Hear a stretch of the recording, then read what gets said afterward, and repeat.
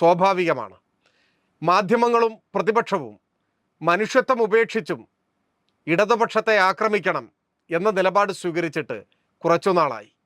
ദാരുണമായ ഒരു കൊലപാതകത്തെ, ഒരു ദുരന്തത്തെ, ആ ദുരന്തമുഖത്തു നിന്നു തന്നെ വിറ്റ് കാശാക്കാനുള്ള മനുഷ്യവിരുദ്ധമായ കുടില ബുദ്ധിയാണ് കോൺഗ്രസും പ്രതിപക്ഷവും ഒരു വിഭാഗം മാധ്യമങ്ങളും ഇവിടെ കാഴ്ചവെച്ചത്.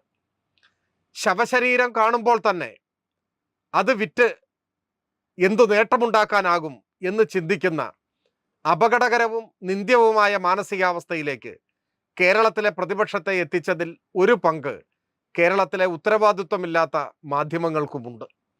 ഇത് ഇവിടം കൊണ്ട് അവസാനിക്കുന്നില്ല. ഈ വാർത്ത പുറത്തു വന്ന ഉടൻ കേരളത്തിൻ്റെ മനസാക്ഷി ഒന്നടങ്കം യുവ ഡോക്ടറെ ഒരു കാരണവും പറയാനില്ലാതെ ആക്രമിച്ച, ഹീനമായി കുത്തിക്കൊന്ന ആ ക്രിമിനലിനെതിരായി ശബ്ദമുയർത്തി, വികാരമുയർന്നു വന്നു. പക്ഷേ ആ ക്രിമിനലിൻ്റെ രാഷ്ട്രീയമെന്ത് എന്ന് ഒരു മാധ്യമവും ചർച്ച ചെയ്തില്ല. ഇത് കേരളത്തിൽ അസ്വാഭാവികമാണ്. ഇങ്ങനെയൊന്ന് വന്നപ്പോൾ തന്നെ എല്ലാവർക്കും കാര്യത്തിൻ്റെ ഉള്ളുകള്ളി മനസ്സിലായി. ഈ കൊലയാളി, ഈ ക്രിമിനൽ ഒരു തരത്തിലും CPIM-മായി പുലബന്ധം പോലും പുലർത്താത്തയാളാണ്. അല്ലെങ്കിൽ പ്രതിയുടെ വിദൂരമായ രാഷ്ട്രീയ ചായ്വിൻ്റെ പേരിലെങ്കിലും കേരളത്തിൽ വലിയ കോലാഹലം ഉയർന്നു വന്നേനെ. ഇത്തവണ അതുണ്ടായില്ല. പ്രതിയുടെ രാഷ്ട്രീയമെന്ത് എന്നത് മൂടിവെച്ചു. ഭംഗിയായി പ്രതിയെ രക്ഷിക്കാൻ കുറ്റകരമായ മൗനം ഇക്കാര്യത്തിൽ മാധ്യമങ്ങൾ പുലർത്തി. ഈ കാര്യത്തിൽ സത്യം ലോകത്തോട് വിളിച്ചു പറഞ്ഞത് ദേശാഭിമാനി മാത്രമാണ്. പ്രതി സജീവ RSS പ്രവർത്തകനായിരുന്നു. അധ്യാപക ജോലി ലഭിച്ചതിന് ശേഷം രാഷ്ട്രീയം ഒന്നു മാറി.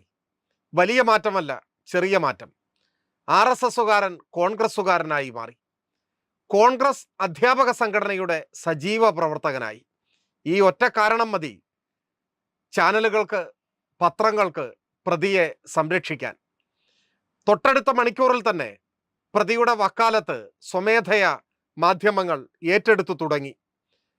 മാതൃഭൂമി ചാനലാണ് ആദ്യം ഇതിലും രംഗത്തു വന്നത്.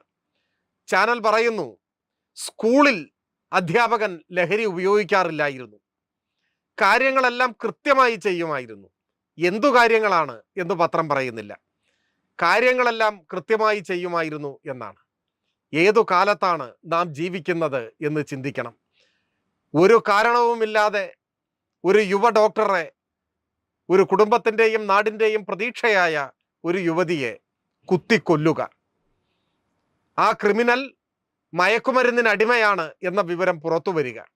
അയാൾ ആദ്യം RSSും പിന്നീട് കോൺഗ്രസുമാണ് എന്ന ഒറ്റ കാരണം കൊണ്ട് അയാളെ വിശുദ്ധനാക്കാൻ സഹ അധ്യാപകരുടേത് എന്ന പേരിൽ ചില അഭിപ്രായ പ്രകടനങ്ങളുമായി ചാടി വീഴുക.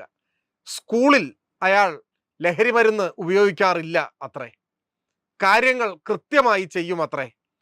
കൊല ചെയ്ത ദിവസം തന്നെ കൊലയാളിക്ക് ഇങ്ങനെ പിന്തുണ കിട്ടണമെങ്കിൽ ആ കൊലയാളി കോൺഗ്രസ് ആയിരിക്കണം, അല്ലെങ്കിൽ RSS ആയിരിക്കണം. ആ കൊല നടന്നത് കേരളത്തിലായിരിക്കണം. കേരളത്തിലെ ചാനലുകൾക്കും പത്രങ്ങൾക്കും രണ്ടാമതൊന്ന് ആലോചിക്കേണ്ടി വരില്ല. ഇത്തരം ഹീനമായ കൃത്യമാണ് കൊലപാതകം എന്ന പോലെ കൊലപാതകാനന്തരം മാധ്യമങ്ങളും പ്രകടിപ്പിച്ചത് എന്നു കാണണം. ഇതുമായി ചേർത്ത് വെച്ചാണ് ആരോഗ്യമന്ത്രിക്കെതിരായ രാഷ്ട്രീയ നീക്കവും കാണേണ്ടത്.